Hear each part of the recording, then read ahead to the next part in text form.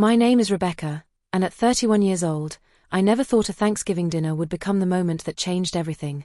All those years of walking on eggshells around my mother, Dorothy, hoping for approval that never came. That night, surrounded by neighbors and family friends in our suburban Chicago home, I believed things might finally be different. I had no idea she would use her toast to announce that I was her biggest mistake, or that after decades of silence, I would finally find my voice. Growing up on Elmwood Drive in suburban Chicago with Dorothy and Robert as parents was like performing a high-wire act without a safety net. Our red brick Tudor house with its perfectly manicured lawn looked picture-perfect from the outside, just like our family Christmas cards with coordinated outfits. But inside those walls, nothing I did was ever good enough for my mother. My father, always buried in the Chicago Tribune or working late at his accounting firm, was physically present but emotionally absent, leaving me alone to weather Dorothy's constant criticism. From my earliest memories, Dorothy found fault in everything about me. My grades were never high enough, my room never clean enough, my voice too loud or too quiet, depending on her mood that day. When I brought home straight A's, she would immediately ask about the one pop quiz I had missed points on weeks earlier. When other parents beamed with pride at school events, Dorothy sat with pursed lips, mentally cataloging my flaws to dissect later in private. I still remember my 4th grade science fair project. I had spent weeks creating a model of the Great Lakes, carefully painting each lake and calculating the depths to scale. My teacher, Mrs. Henderson, had been so impressed she entered it in the district competition where I won first place.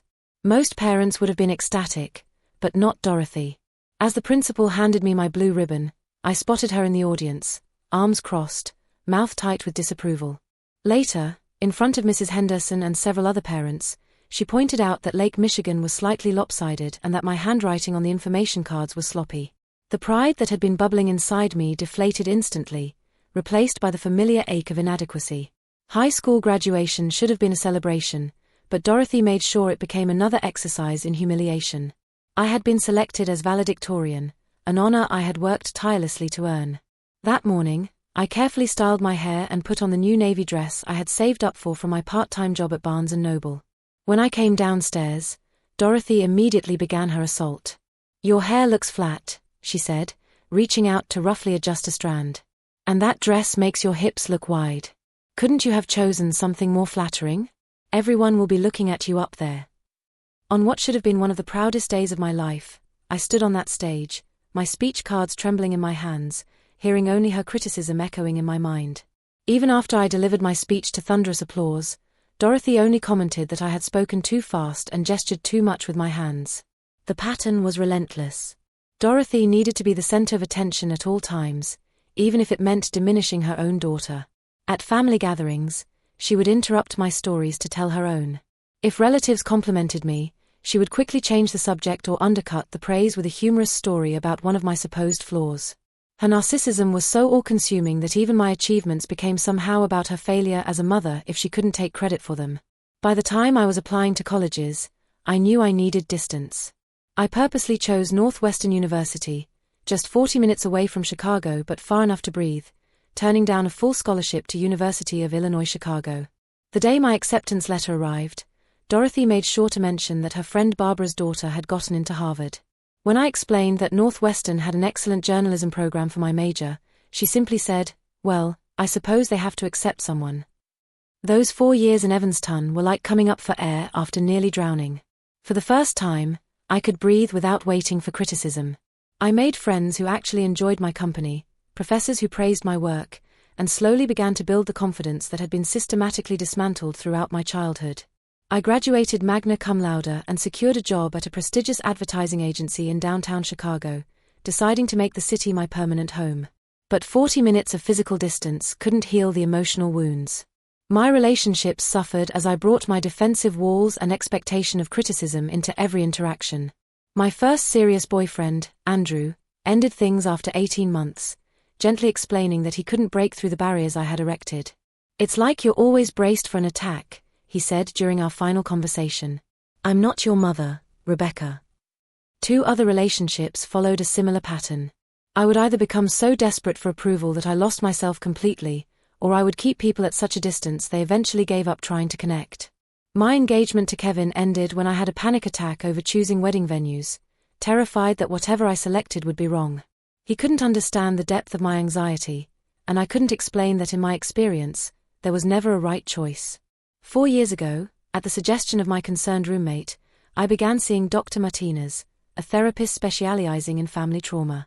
Those weekly sessions became my lifeline as I began to understand the toxic dynamics that had shaped my worldview.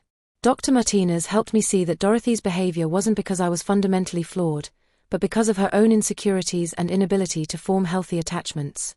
It didn't excuse her actions, but it helped me begin the process of separating my self-worth from her assessment of me. Despite the clarity therapy provided, some stubborn part of me still yearned for a mother's love. Every few months I would visit the family home in the suburbs, each time hoping that something might have changed. Each time I left emotionally battered, but still clinging to the fantasy that our next interaction might be different. 2 months ago, Dorothy had minor surgery to remove kidney stones.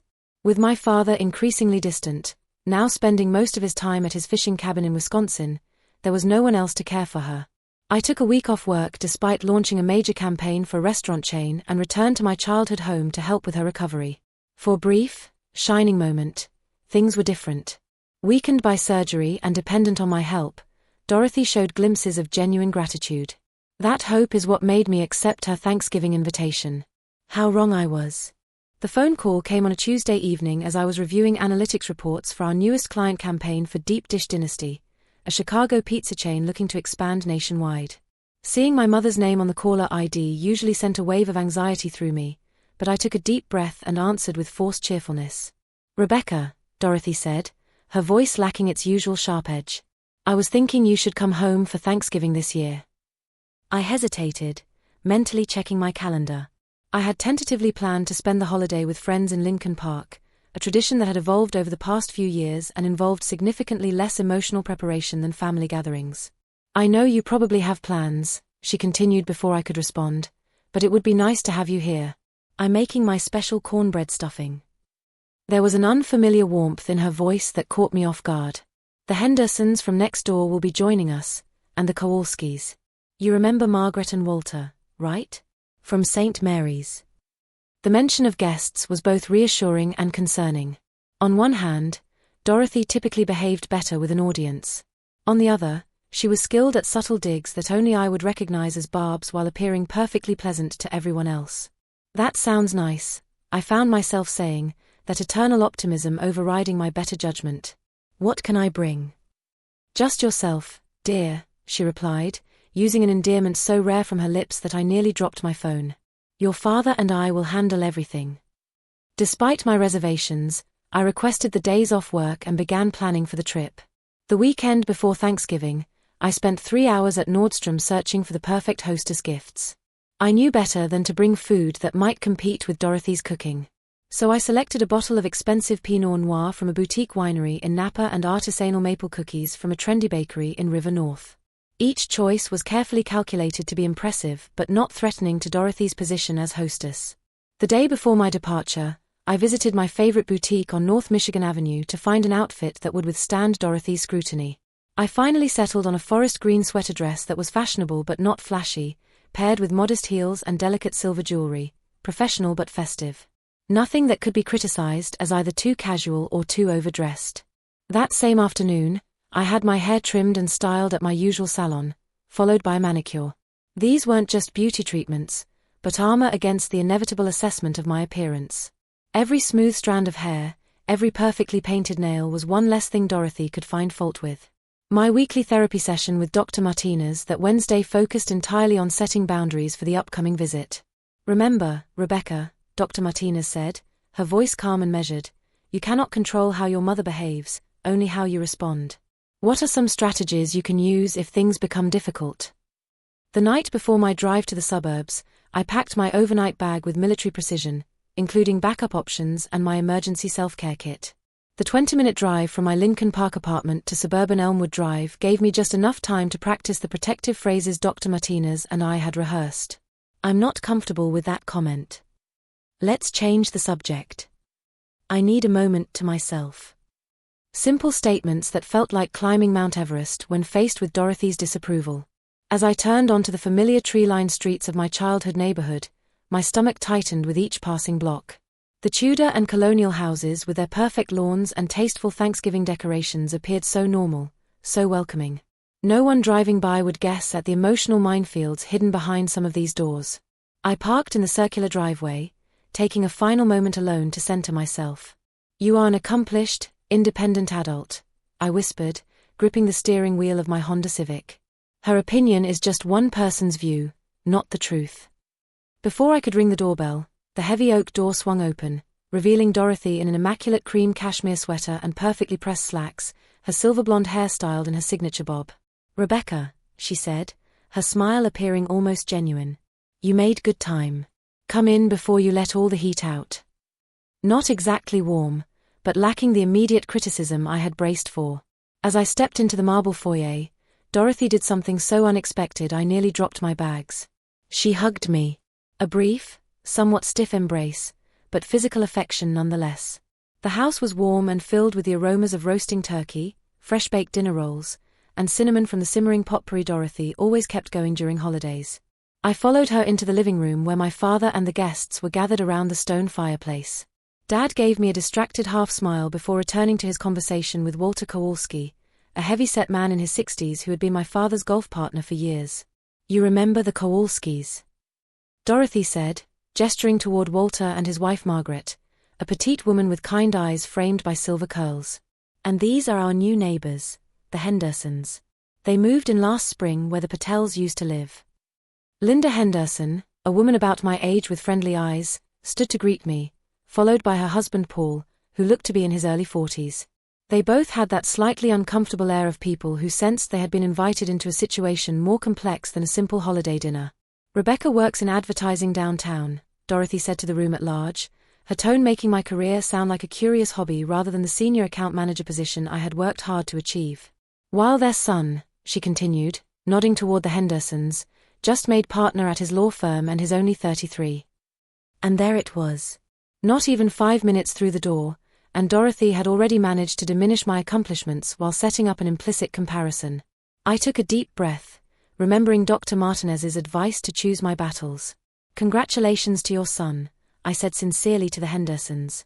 "That's quite an achievement." The first cracks in Dorothy's facade were already beginning to show. The Thanksgiving table was a masterpiece of Dorothy's exacting standards. Bone china plates with gold trim sat atop burgundy placemats, each place setting perfectly aligned with polished silverware and crystal water goblets that had been her mother's wedding gift. The centerpiece featured an arrangement of autumn flowers, miniature gourds, and elegantly curled dried leaves flanked by tapered candles in silver holders. It was beautiful, intimidating, and very much designed to showcase Dorothy's impeccable taste. The first few minutes of the meal passed in that particular kind of relieved silence that falls when good food temporarily overshadows social tension. My father carved the turkey with surgical precision while Dorothy directed the passing of side dishes with the authority of a conductor leading an orchestra. "The turkey is perfectly moist," Margaret Kowalski commented, clearly trying to maintain a pleasant atmosphere. "And these mashed potatoes are divine, Dorothy. Is that a hint of garlic I taste?" Dorothy smiled, basking in the praise. "Yes, and a touch of rosemary infused in the cream before adding it to the potatoes. It's a technique I learned from that cooking class I took at Le Cordon Bleu last spring." She looked pointedly at me. Rebecca could benefit from some cooking classes. The last time she tried to make Thanksgiving dinner for her friends, she called me in a panic about the turkey still being frozen that morning. That call had been 3 years ago when I was hosting my first major holiday meal. I had called seeking advice, not to be mocked, but Dorothy never passed up an opportunity to highlight my domestic shortcomings. "The turkey turned out fine in the end," I said lightly, "and everyone loved the roasted Brussels sprouts recipe I developed." "Well, everyone has different tastes, I suppose," Dorothy replied with a thin smile. "Some people are easily impressed." The meal continued with Dorothy growing increasingly agitated by small imperfections only she could detect. The dining room was too warm, then too cold when my father adjusted the thermostat. The crystal glasses needed refilling too frequently. The seating arrangement she had so carefully planned now seemed wrong because Paul Henderson was left-handed and his elbow occasionally bumped Margaret Kowalski's arm. I noticed her wine glass being emptied and refilled with concerning frequency. Dorothy was typically careful about maintaining a controlled image in front of guests, but tonight something seemed different. There was an edge to her that went beyond her usual critical nature. As the main course was winding down, Dorothy introduced a tradition that had been part of our family Thanksgivings for as long as I could remember. Before dessert, we always go around the table and share something we're thankful for, she announced to the guests. When my turn came, I took a deep breath and decided to speak from the heart. I'm thankful for personal growth and the strength I've found in challenging situations, and for the opportunity to be here today connecting with family. It was genuine without being specific enough to make me vulnerable. Dorothy nodded, her expression unreadable. Then, instead of offering her own thanks, she stood unexpectedly, wine glass in hand, setting the stage for what would change everything between us forever. The candles cast flickering shadows across Dorothy's face, giving her an almost theatrical appearance as she stood with her wine glass raised. This was a departure from our usual tradition, and I felt a prickle of unease at the back of my neck. Since we have guests, she announced, her voice carrying a slight slur that confirmed she had indeed had too much wine, I would like to offer a toast. When I look back on my life, Dorothy began, her gaze sweeping around the table, I think about the choices I've made, the sacrifices, the things I might have done differently. She made eye contact with each guest before her gaze finally landed on me with laser focus. I had such dreams when I was young. I could have traveled, could have had a career like Linda here. She nodded toward Linda Henderson, who shifted uncomfortably in her seat. Instead, I chose to be a mother, to create a beautiful home, to support my husband's career. My father stared fixedly at his plate, a muscle working in his jaw. The guests exchanged uncomfortable glances, sensing the shift in atmosphere. Most of my choices, I stand by, Dorothy continued, her voice growing stronger. But my biggest mistake was her. She pointed directly at me. The words landed like a physical blow. Around the table, everyone froze. Linda Henderson's eyes widened in shock, her hand instinctively reaching toward her husband. Paul suddenly found his plate fascinating, refusing to look up. Margaret Kowalski's hand flew to her mouth while Walter tugged at his collar and stared at the ceiling. But Dorothy wasn't finished. The dam had broken on decades of thinly veiled resentment. Do you know what it's like to pour everything into a child who never appreciates it? Who rejects your guidance at every turn?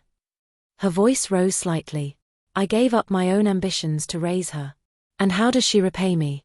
By moving downtown and coming home only when absolutely necessary, by making career choices that make no sense, by driving away perfectly good men who could have given her stability. She gestured toward me with her wine glass, liquid sloshing dangerously close to the rim. Look at her. 31 years old, and what does she have to show for it? No husband, no children, a rented apartment, and a job that keeps her too busy to maintain real relationships. Each word felt like a knife, expertly wielded to slit between my ribs with surgical precision. My face burned with humiliation as Dorothy continued her litany of my supposed failures. Even her choice of dress tonight, Dorothy said, waving dismissively at my carefully selected outfit. Trying too hard as usual. That color washes you out completely, Rebecca. You've always had poor judgment about what flatters your figure. The silence following her toast was absolute. No clink of silverware, no clearing of throats, just the sound of Dorothy's slightly labored breathing as she remained standing, a triumphant gleam in her eye as she surveyed the damage she had inflicted. In that suspended moment, something crystallized inside me. Years of therapy sessions with Dr. Martinez replayed in my mind. This was the moment she had prepared me for. I sat frozen for what felt like eternity but was probably only seconds, my lungs seeming to have forgotten how to draw in air. The burning in my face spread down my neck as blood roared in my ears. I was simultaneously a child again, shrinking beneath Dorothy's criticism, and an adult woman being publicly eviscerated by the person who should have been my greatest advocate. Time stretched and warped around me. I thought of all the times I had swallowed my pain to keep the peace. The childhood award ceremonies where I had blinked back tears at her criticism. The college graduation where she had complained about the length of the ceremony rather than congratulating me. The countless holidays where I had smiled through barbed comments, returning to my apartment emotionally depleted but still hoping the next visit would be different. I remembered a promise I had made to myself at 17, crying in my childhood bedroom after another crushing interaction. Someday, I had vowed, I would stand up to her. Someday I would find my voice. For 14 years, that someday had remained safely in the future. Dr. Martinez's words echoed in my mind, your accommodation is a kind choice, not an obligation. I had spent a lifetime accommodating Dorothy's cruelty, absorbing the impact to protect others from witnessing the dysfunction, to maintain the illusion of a normal mother-daughter relationship. With deliberate slowness, I placed my napkin on the table. I could feel everyone's eyes on me, waiting to see how I would react to this public execution of my character. Dorothy was watching too, that familiar gleam of satisfaction in her eyes, expecting my usual retreat into silence. Instead, I rose to my feet, mirroring her earlier stance. I picked up my water glass, not the wine, wanting complete clarity for what I was about to say. "I would like to respond to that toast," I said, my voice steadier than I had expected. "For 31 years, I have tried to earn your love, Mom. I have twisted myself into knots trying to meet impossible standards that seemed to change whenever I got close. I have accepted blame for things that were never my fault. I have apologized for taking up space in your life." I maintained eye contact with Dorothy, whose expression had shifted from smugness to surprise. "What you just said hurts deeply. Not because it's true, but because a mother should be the one person in the world who sees the best in her child, who champions her successes and supports her through failures. Instead, you have spent my entire life finding new ways to tell me I'm not enough." My voice remained calm, factual rather than accusatory. This wasn't about scoring points, but about finally speaking my truth. "The marketing position you dismissed, I manage a team of 8 people and a portfolio worth $2 million. The apartment you disparage overlooks Lake Michigan, and I chose every piece of furniture in it with care. The relationship failures you mock, each one taught me something about what I deserve in a partner, which is certainly not someone who treats me the way you do." I had found my voice at last, and I was finally ready to use it. To be continued.